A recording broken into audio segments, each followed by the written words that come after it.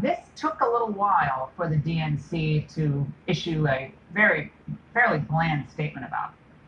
Yeah, it is incredible, Laura, that we're in the midst of this very potent cultural moment, and yet it took the DNC days to weigh in on it. So I wonder now if we've reached something of a tipping point in the Me Too movement, or at least in this particular case of Keith Ellison.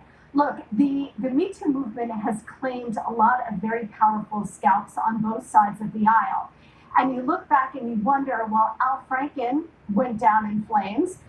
John Conyers went down in flames, and a lot of people, again, on both sides of the aisle, have essentially been destroyed by past actions and accusations and so on. So what is different in the Keith Ellison case? Well, could it be that the DNC and the Democrats have chosen to protect Keith Ellison, trying to promote him because he checks two boxes? He is African American and he's a Muslim.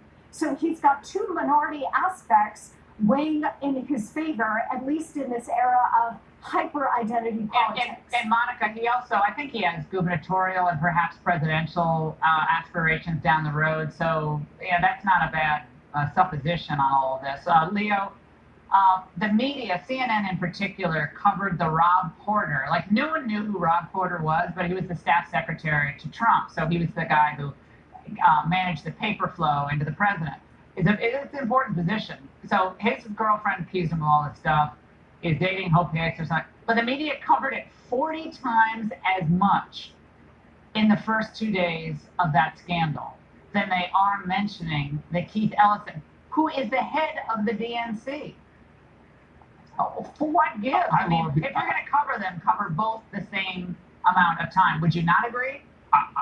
I would agree with that, Laura. I just want to say hi before you start disagreeing with me. 24 times as much. Yeah, not 40.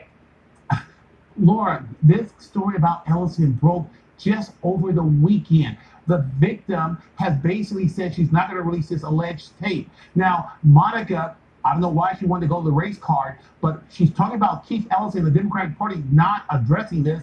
My goodness, it's only been 72 hours. Now, there's been no mention of a guy you and Laura knows called Roy Moore. My point is very simple.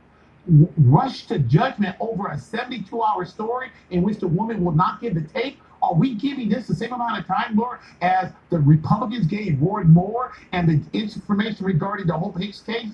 All that evidence that came out, where's that?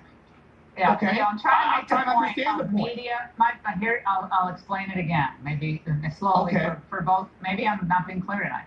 The media are aligned against the president. Okay, I'm trying to now illustrate one way they're doing that. They are serious about the Me Too movement most avidly on a political level. I'm not talking about entertainment issue, just a political level, when it adversely affects this president. When it adversely affects the head of their party, it takes 72 hours. That's a lot of time. And just today, they released this, 3-line statement.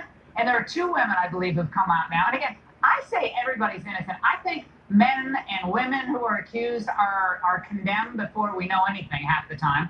And I'm not minimizing any allegations, but I think everybody needs to take a breath on some of this stuff. And I've said that repeatedly. And I defended Al Franken, by the way. I'm one of the few Republicans who defended Al Franken. Right. So, but look, Al Franken got kicked out, and let's not also forget John Conyers. All I'm simply saying, Laura, it's only been 72 hours, no evidence coming out, and you're a lawyer, you know as well as I do. Let's see some evidence. There's been no evidence. But Monica didn't mention Roy Moore. Monica didn't mention that Representative John Conyers got kicked out along with Al Franken. So people know about him for years.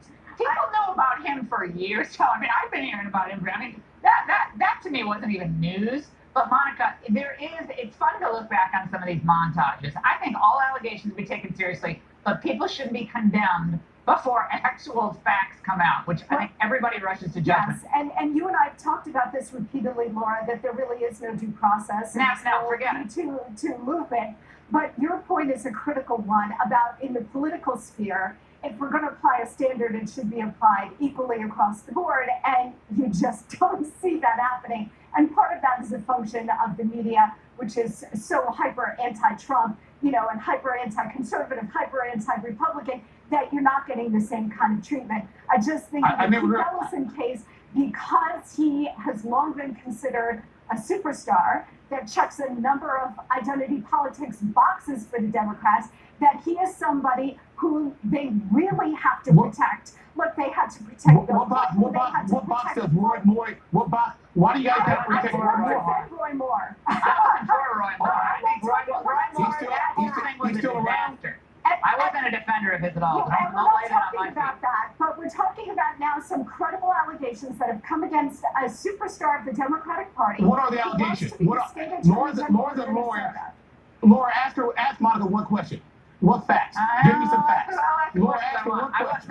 If there's an abuse allegation, there was an abuse allegation against Rob Porter's abuse allegation against what Al Franken. Everybody's making abuse allegations. I understand that. Our point is that the media have revealed themselves to be one-sided, or at least in their avid coverage, their over-the-top coverage of these cases. When they're political, they're most focused on anyone connected to Trump or Republican. I'm sorry, but that's just a fact, and it's been that way for some time. Monica and Leo, thank you so much for being with